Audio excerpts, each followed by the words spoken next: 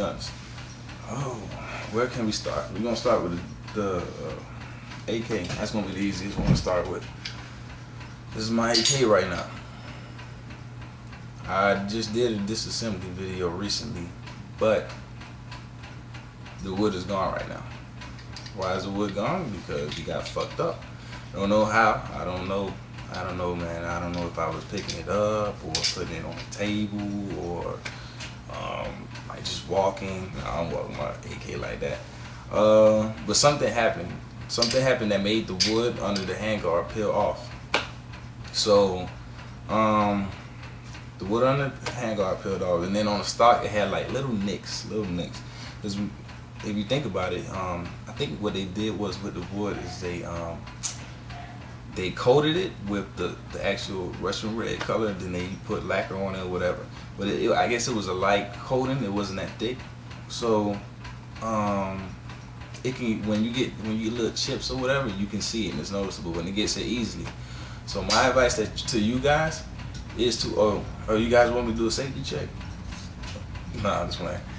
My advice to you guys is basically, man, just to, if you have some very nice wood like me, either put it in a glass case, treat it like it's contaminated or something, man. Put it in your actual gun rifle case so it won't get touched by anything. Or like have it away from everything else. I'm talking about people, metal, whatever. Have it in a nice place that it's gonna be there only, and it's gonna be basically eye candy. It's gonna be one of those type of rifles that if people come over your house, they look at it, but it's not gonna be your home defense rifle because, for one, for me, I have concrete walls. I can use my AK for. Oh man, this thing going 9 minutes. I use my AK for home defense because I have concrete walls. That's not a problem. But what I'm saying is I don't want to be handling my AK all the time, and then get the wood fucked up, because that wood looks so good, man. It's like you getting a brand new car and then somebody just scratches your shit. That's the feeling that you get with the fucking if your shit happen like that, your AK. So that's that with the AK. I'm gonna do another video, man. I'm gonna do a part 2 of this GSG. This is actually a good rifle. If I had to rate this rifle, I would rate it probably out of 10. I would rate it a 7.5.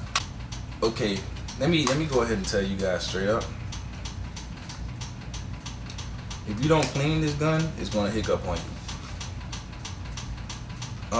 It's gonna either, and if you, alright, things that don't do on with the GSG. When you're holding it, don't hold it by the magazine, because the shit will fail to feed. It happened to me today when I went to the range. But of course, I'm not the type of person, oh my god, if my fucking gun fail your feet, because first of all, this is not gonna be my home defense. This is for fun plinking that I could just, rounds are just expendable, is nothing. But anyways, yeah, so it failed to feed because I had my hand on the actual mag, and it has the follower has 2 tabs on the side. So if you have your finger on it or your hand on it, it's going to stop it from feeding the next round. So that was a minor problem. As far as failure to feeds, I had one failure to the ejac. I shot around like 130 rounds today. I had one failure to ejac. The round was caught up in here, like the bolt went forward, but the round was caught up in the chamber, and then the next round tried to come up. So I had to clear all that out, make sure all that was straight. But as far as quality, man, it's holding up, man. This gun is actually doing good, man. I'm not even gonna sit here and lie to you. Oh, and it's accurate too. It's not dead on accurate, but with these iron sights, just with the iron sights, when I had my red dot, it was really accurate. It was like dead on. But just with the iron sights, the fixed iron sights, the stock iron sights that it come with, no adjustments or nothing, it's a little down to the left, but all you got to do is compensate for your bullet. So when you're aiming, you just aim up to the left. Up to the right a little bit each time, and you going pretty much know your gun, and then no sighting in is required. All the accessories. Oh, Two things that I forgot. And actually, I'm guys. Basically, this is the first problem that I had. And I mean, this is one of those type of problems that a lot of people wouldn't even care. You notice anything different? See this right here? This is the original lower right here. This is what happened to the Navy lower. For one, this Navy lower is an airsoft product. It's not great quality, but it looks good. So, for anybody that's trying to get this lower, I recommend you, I'm going to explain to you how this happened. I recommend you do not hold the gun like this. Like with one hand and just let it on with the barrel down. Just one hand with the barrel down. Because this little part right here is not strong enough on that lower to hold the gun like this. And that's what caused that to happen. I was holding it like this, and then the shit ended up fucking, I guess all the weight pulling down on it ended up like cracking that part right there. And there was nothing I could do about it. So, I'm not saying there's anything wrong with this, but if you're gonna get this, do not do what I just told you to do. Don't hold it by one hand, because the shit will break. Other than that, this was great. If you hold your gun with two hands all the time and you set it on the table and blah blah blah blah, like everything all good, it's gonna be perfect. You're not gonna have no problems with it. So far, it was no problems. It was fine. Everything was good. But just don't do what I told you, and then you'll be okay. Second thing, I cracked my glass on my sight, my holographic sight. So I sent that in, and then I'm going to get it. Hopefully, I get it returned sometime soon, and you know, free of charge.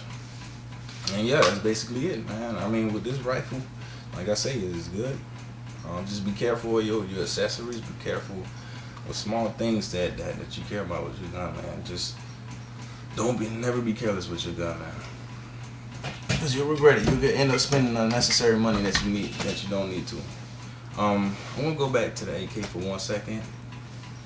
As far as shooting, this AK is my most accurate gun right now. This is my most accurate gun right now. As of, what's today's date? Let me check. Let me check my iPhone. January 28th, 2010. 2010, January 28th. This rifle is my most accurate rifle. 25 yards. If I shoot this rifle, it's going to be dead in the center. From the factory, no adjustments made. 25 yards is dead on the center. 50 yards. It's not dead on the center, but it's close. It's close enough, man. I'm telling you right now, it's close enough. So this gun is tight. I mean, I would rate this like probably either a 9 or 9.5. No, I rated a 9 because of the wood. It's easily fucking, like, you know, damaged or whatever if you don't take care of it. But other than that, everything else, man, everything works good. Chrome line barrel, I mean, the list goes on, man. For 0 to 100 yards. And come on, people, you already know, I mean, it's great for target shooting. Yeah, we're shooting 200 yards, 300 yards, that's great. Or 100, that's great. But you're not going to shoot fucking 200, 300 yards if shit hits the fan, or you had to use this shit in like crazy scenarios. Because everything is urban. This is a fucking urban environment, man. Urban warfare. Like, you have buildings everywhere. Like, if shit is going on, you're not going to like fucking be, shooting all the way like distances like you're sniping or something. So, I mean, that's that rifle, I'm saying right now, that's sufficient in a 0 to 100 yards, and maybe even a little bit more if you wanted to. I'm telling you, that rifle, man, fucking AK. Don't doubt the AK accuracy. Probably long ranges, yeah, I understand. Yeah, AR beats it, but short range, man, they're the same. Or that one is better because I'm going to get to this AR, and then probably sight it in. All right, this is what I did. I sighted it in. My DPMS told me in